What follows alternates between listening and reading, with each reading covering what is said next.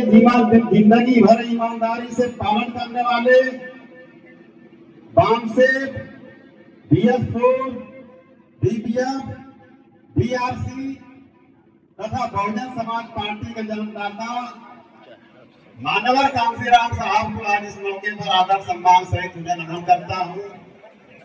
इस देश में जन्मे उन तमाम महान संतों गुरुओं जिन्होंने मनुवादी समाज व्यवस्था से लंबे अरसे से शिकार रहा बहुजन समाज, जिनको मानवतावादी समाज व्यवस्था में परिवर्तित करने के लिए पूरे जीवन भर उन्होंने लड़ा, पूरे जीवन भर उन्होंने संघर्ष किया और संघर्ष करते हुए अपने आप को कुर्बान हुए, हमें आज इस मुकाम तक लाए। आज उन्हें भी इस मौके पर आदर सम्मान सहित उन्हें भी नमन करता हूँ। आज पंचशील बुद्ध विहार कहबरपुर ब्लॉक परिसर में जो बाबा साहब की 135वीं जयंती मनाई जा रही है बड़े धूमधाम से, उसमें आए हुए बहुजन समाज पार्टी के तमाम बड़े पदाधिकारी, मुख्य मंडल प्रभारी परम आदरणीय भाई हरिचंद जी, अब मैं तो नाम ज्यादा लूंगा तो समय आप लोगों का बर्बाद होगा, इसलिए मैं कम नाम लेना चाहता हूँ। सभी सारे छोटे बड़े मंडल स्तरीय पदाधिकारीगण, बामसेफ के जिलाध्यक्ष भाई डॉक्टर राकेश कुमार जी, बामसेफ के पूर्व जिलाध्यक्ष भाई विनोद महायान जी, तमाम सारे विधानसभाओं से आए हुए हमारे छोटे बड़े पदाधिकारी साथी, सामने बैठे हुए भीम आर्मी के जिलाध्यक्ष जी और तमाम दूर दराज से आए हुए हमारी माताएं, बहनें, प्यारे बच्चों और इस विधानसभा को देख रहे भाई पेशे से प्रवक्ता है भाई अमृतलाल जी, आपका भी बहुत बहुत स्वागत है। आपके देख रेख में कार्यक्रम चल रहा है। जो भी इस कार्यक्रम के आयोजक मंडल हैं, जिन्होंने यह कार्यक्रम को तैयारी किया है, मैं उन सारे आयोजक मंडल को मैं बहुत बहुत धन्यवाद, बहुत बहुत साधुवाद करते हुए तथा इस कार्यक्रम में जो अपने गीत संगीत के माध्यम से गायक कलाकार जो मिशन को गति दे रहे हैं, उन्हें भी मैं बहुत बहुत साधुवाद धन्यवाद करते हुए मैं बहुत ज्यादा आपका समय नहीं लूंगा, क्योंकि पूरी मंडल स्तरीय बहुजन समाज पार्टी यहाँ उतर चुकी है। उनको ज्यादा समय चाहिए और उनको सुनना बहुत जरूरी है, इसलिए मैं आपका मैं बहुत गंभीर विषयों पर बात रखने वाला था, क्योंकि हमारे लोग अब बाबा साहब के नाम के मोहताज नहीं है। हमारे लोगों को अब अम्बेडकरवाद का जो दर्शन है, जिससे हम कुछ पा सकते हैं, हमें चर्चा उस विषय पर होना चाहिए। क्योंकि आज उसको मैं शुरू करूंगा तो मेरे पास समय नहीं है और ऊपर लगभग मुझे 1 घंटे से ऊपर का समय चाहिए, मैं नहीं दे पाऊंगा आपको, आप लोगों को भी समय चाहिए और मुझे भी ये कार्यक्रम में जाना है। मैं ये बात एक छोटी सी बात करके मैं यह कहूंगा कि हालांकि लोगों ने कहा भी है, हमारे जितने भी महापुरुष हैं वो पूरे जिंदगी भर राजनीति की बात की। बाबा साहब की तो बात ही छोड़ दीजिए, बाबा साहब का तो राजनीति की बात पूरे जीवन भर, लेकिन तथागत बुद्धा भी राजनीति की बात करते थे। हम लोग इसीलिए उनके दर्शनों को हमें समझने की जरूरत है। तथागत बुद्धा के यहाँ बड़े बड़े राजा महाराजा अपने खुद जाते थे, अपने मंत्रियों को भेजते थे, अपने दूतों को भेजते थे, क्या करने के लिए? एक राजनेता किसी के यहाँ जाएगा तो राजनीति की बात करेगा, तो ऐसी बात नहीं है साथियों। सारे महापुरुष हमारे जिंदगी भर राजनीति की बात किए, राजनीति की बात होना भी चाहिए, क्योंकि राजनीति में इतनी शक्ति है कि वो आजकल के भगवानों की शक्ति से भी अधिक शक्तिशाली है। इसलिए राजनीति की बात को आप लोग मना मत करिए, राजनीति की बात होना चाहिए। मैं एक छोटी सी बात जो बहुत जरूरी है, बहुत सारे साथियों ने सरकार का रोना रोया है, तो यहाँ बैठ करके रोने से आपको कुछ नहीं मिलेगा। रो करके हम कुछ नहीं कर पाएंगे। मैं बहुत सारे लोगों का, मैं तो 12 बजे से यहाँ आया बैठा हूँ। यदि हमें सम्मान पूर्वक जीवन जीना है तो हमें 4 अधिकारों की आवश्यकता होती है। यदि हमें सम्मान पूर्वक जीवन जीना है तो हमारे पास 4 अधिकार का होना जरूरी है। पहला अधिकार शिक्षा का अधिकार, इस पर सारे लोगों ने कहा है। दूसरा अधिकार संपत्ति रखने का अधिकार। तीसरा अधिकार स्वस्थ रखने का अधिकार। और चौथा अधिकार है आपका अपना खुद का धर्म होना चाहिए। ये 4 बड़े अधिकार हैं जो किसी भी समाज को सम्मान पूर्वक जीवन जीने के लिए वो अधिकार देते हैं। और बड़े दुख की बात है कि ये चारों अधिकार बाबा साहब डॉक्टर अम्बेडकर ने संविधान के भिन्न भिन्न आर्टिकलों में दे भी रखा है। तो फिर हम क्यों नहीं ले पा रहे हैं? क्या कारण है? हम यहाँ आकर के रोएंगे कि हमारी शिक्षा मांगी हो रही है, हमारा ये हो रहा, हमारा वो हो रहा है, सरकार हमारी बात नहीं सुन रही है। इसके जिम्मेदार तो हम ही लोग हैं। अब थोड़ा सा आप एनालिसिस करिए, विश्लेषण करिए कि ये अधिकार आपको संवैधानिक अधिकार है, आप क्यों नहीं ले पा रहे हैं? उसके क्या कारण है? मैं इसी पर अपनी बात 10-15 मिनट का समय लगेगा, मैं इसी पर अपनी बात करके अपनी बातें खत्म कर दूंगा। साथियों, शिक्षा का अधिकार संवैधानिक अधिकार है। बाबा साहब डॉक्टर अम्बेडकर ने संविधान के आर्टिकल पे इसको डाल के रखा है।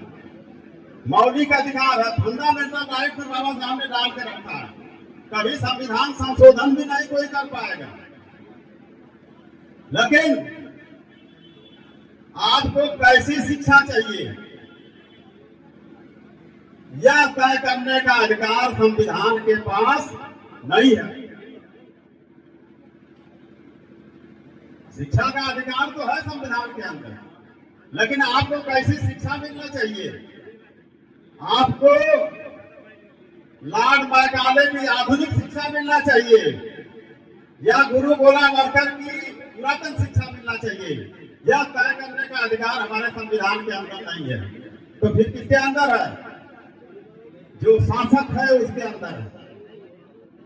शासक चाहेगा तो आपको लॉर्ड मैकाले की आधुनिक शिक्षा दे सकता है, और शासक चाहेगा तो आपको गुरु गोलवलकर की पुरानी शिक्षा दे सकता है, क्योंकि वो अधिकार उसके पास है।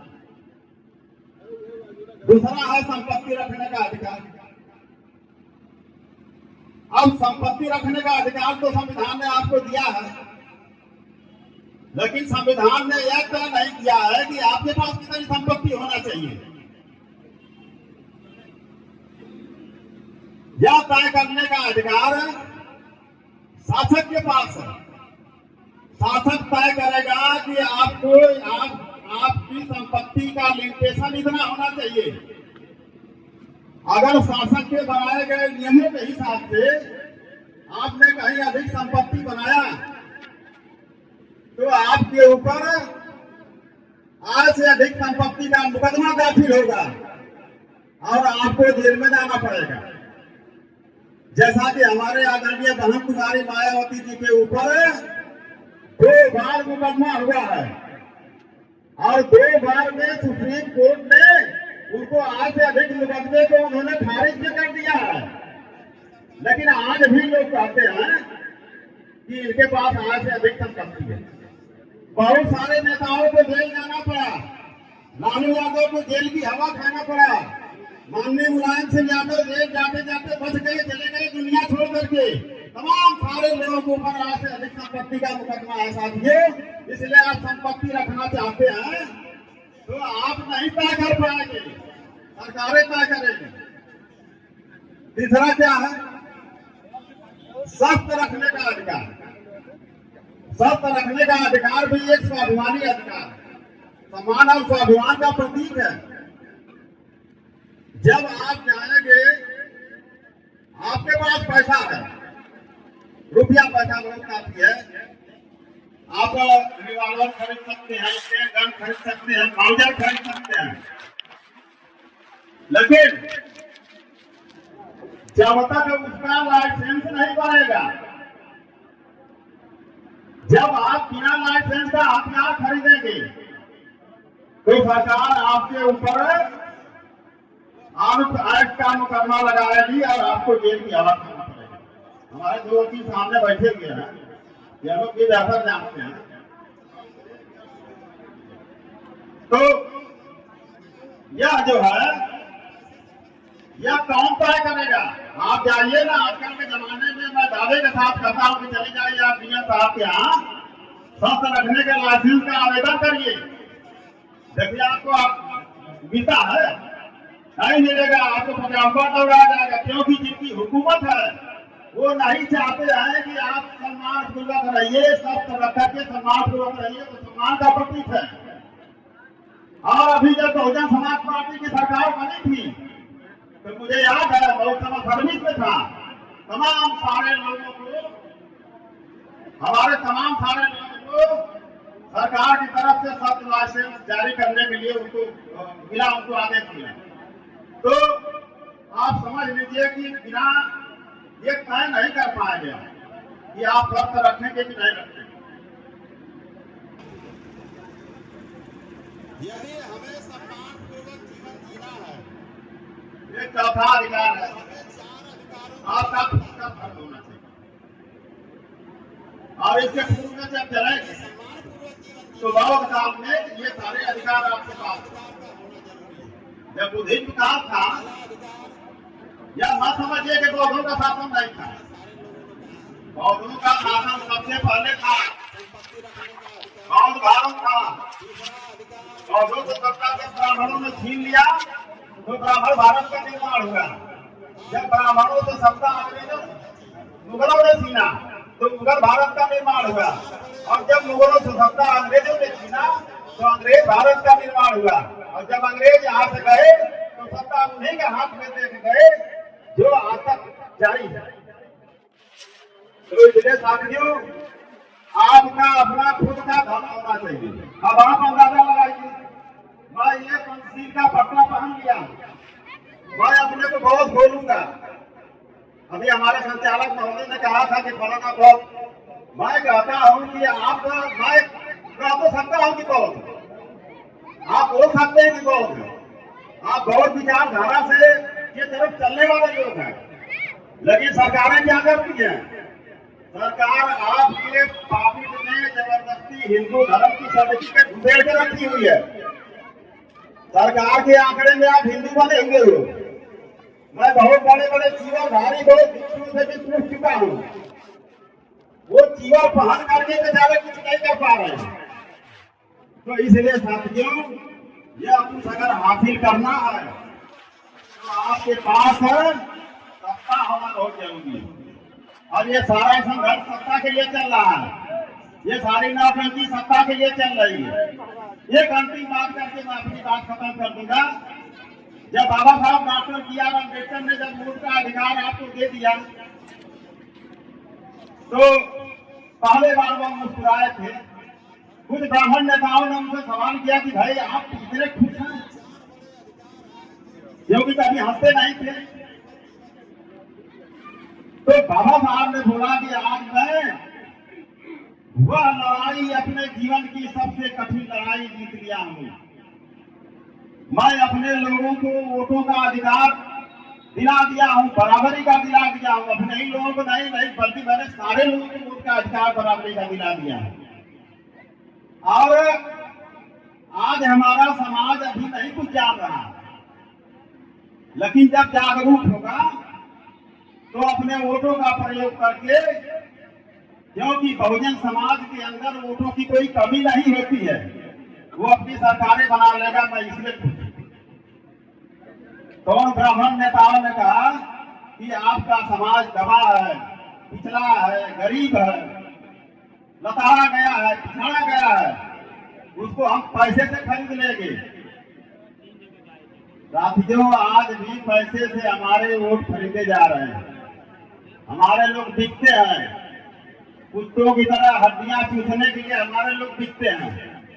लेकिन बाबा साहब ने 18 मार्च सन 1956 को आगरा में यह घोषणा किया था, उसकी भविष्यवाणी है, उसको सुन लीजिए। भविष्यवाणी में आगरा में बाबा साहब ने क्या बोला था? बाबा साहब ने यह बोला था कि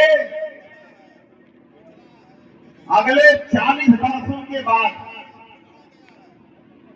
18 मार्च सन 1956 को उन्होंने भविष्यवाणी किया था, 40 वर्षों के बाद जब हमारा समाज अपने संवैधानिक अधिकारों के लिए जागरूक हो जाएगा, अपने वोटों के अधिकार को अच्छी तरीके से समझ लेगा, अपने शिक्षा के अधिकार को जान लेगा, तब यह समाज अपने वोटों का सही ढंग से प्रयोग करके यह सत्ता हासिल कर लेगा। साथियों, वह समय 3 जून 1995 कैलकुलेट करके जोड़ लीजिएगा, ठीक 40 साल के बाद 41वें साल के जून के महीने में इस देश का बहुजन समाज,